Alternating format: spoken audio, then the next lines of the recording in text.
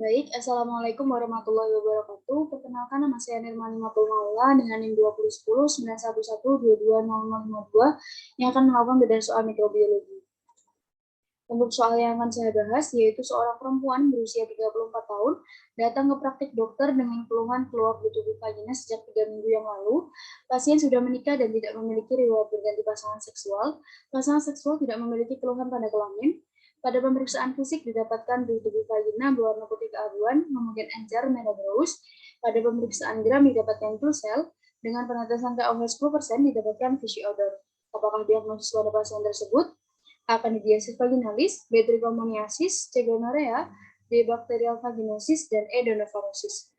Berdasarkan keluhan yang dikeluhkan oleh pasien, kita bisa menggarisbawahi beberapa hal, yaitu keluar di tubuh vagina sejak 3 minggu yang lalu, pasangan seksual tidak memiliki keluhan pada kelamin, di tubuh vagina berwarna putih keabuan, kemudian encer dan merah berus.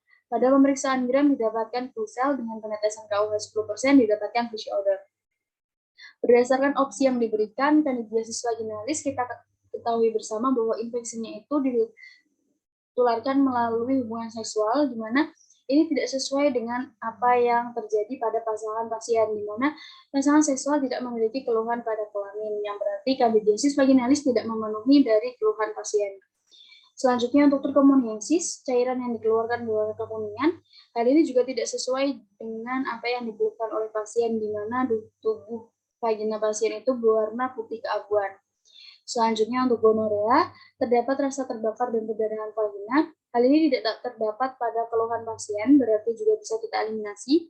Selanjutnya untuk donopharosis, terdapat benjolan yang menyebabkan ulkus, di mana pada keluhan pasien dan pemeriksaan fisik yang dilakukan kepada pasien itu tidak terdapat adanya benjolan maupun ulkus.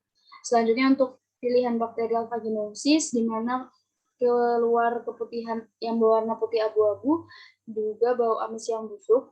Hal itu sesuai dengan apa yang dikeluhkan oleh pasien, berarti kemungkinan diagnosis pada pasien itu bakterial vaginosis. Untuk menguatkan diagnosis tersebut, kita bisa lihat pada diagnosis banding ini yang saya dapat dari Jawad Smalnik and Alderbrook Medical Microbiology, di mana diagnosis banding antara bakterial vaginosis, trichomoniasis, dan candidiasis vaginalis.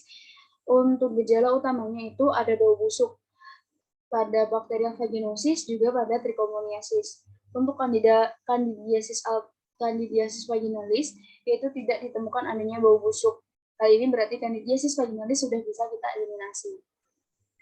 Untuk tampakan pada cairannya ini homogen dan putih keabu-abuan pada bakterial vaginosis, sedangkan pada trichomoniasis berwarna kekuningan atau kehijauan. Hal ini berarti trichomoniasis vaginalis juga sudah kita bisa eliminasi. Untuk menguatkan diagnosis pada bakterial vaginosis, kita bisa lihat dari baunya sendiri, ini bau amis atau fishy. Untuk tampakan mikroskopisnya merupakan ditemukan adanya sel seperti itu.